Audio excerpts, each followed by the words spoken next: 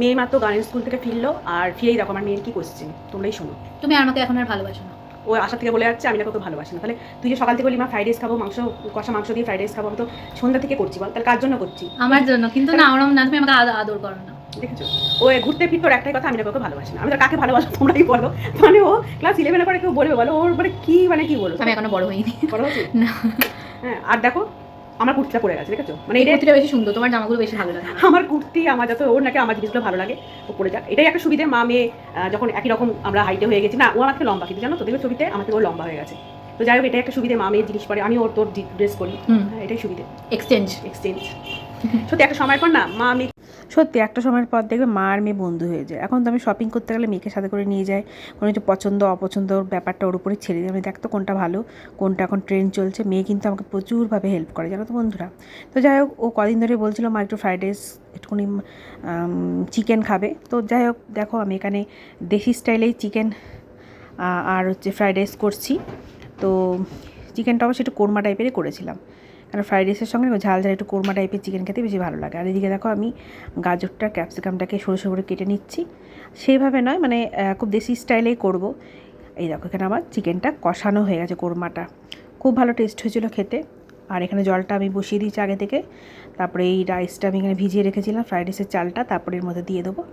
তো সেইভাবে তেমন কিছু না, খুব সহজেই করেছি। আর এখানে কাজু কিশমিশটাকে একটু হালকা করে ভেজে নিচ্ছি, তারপরে ওইটা ভাজা হয়ে গেলে তুলে নেবো। তারপরে ওই তেলের মধ্যে আমি ক্যাপসিকাম আর গাজর দিয়ে দেবো। ফ্রাইড রাইস দেখানোর রেসিপি সেমন সবাই জানো, সেভাবে দেখাচ্ছি না। তো আজকে যেটা হয়েছিল, চাইনিজ আর দেশি দুটো মিক্সড হয়ে গেছিলো আমার আজকে ফ্রাইড রাইসটা, কিন্তু খেতে কিন্তু ভীষণ ভালো হয়েছিল।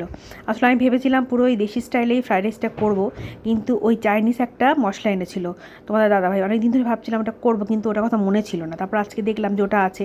তো তার মধ্যে দেখো এর মধ্যে আমি একটুখানি নুন মিষ্টি দিয়ে দিয়েছিলাম, আর ওই চাইনিজ যে মশলাটা ওটা দিয়েছিলাম। তো দেশি আর চাইনিজ দুটো মিশিয়েই ফ্রাইড রাইসটা হয়েছিল। একটুকুনি এর মধ্যে সয়া সসও দিয়েছিলাম, বললাম না, আবার সমস্ত বাঙালি আর চাইনিজ মিশিয়ে দিয়েছিলাম।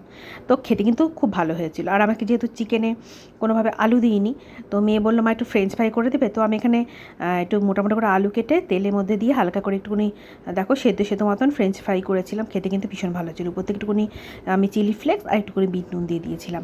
তো এবার মেয়েকে খেতে দেবো, মেয়ের থালাটা সাজিয়ে নিচ্ছি। তো এখানে দেখো ফ্রাইড রাইস দিয়েছি ফ্রেঞ্চ ফ্রাই আর চিকেন কষা, সবগুলো না খুব ভালো হয়েছিল রান্নাগুলো। আমি নিজে রান্না করছি বলে বলছি না, মেয়ে তো খেয়েই বলবে দেখো কেমন হচ্ছে, তোমরা দেখতে পাবে।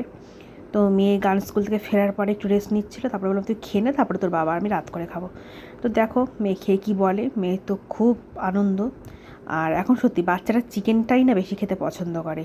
অবশ্য আমার মেয়ে মাছটাও পছন্দ করে, কিন্তু চিকেনটা বেশি পছন্দ করে। দুদিন ছাড়া বলে চিকেন খাবো চিকেন খাবো। এবারে কদিন ধরে তো ধরো এই দশহরা গেল, তারপরে মঙ্গলবার নিরামিষ খাই, এই জন্য হয়নি। তো কেমন লাগলো ভিডিওটা জানিও, টাটা।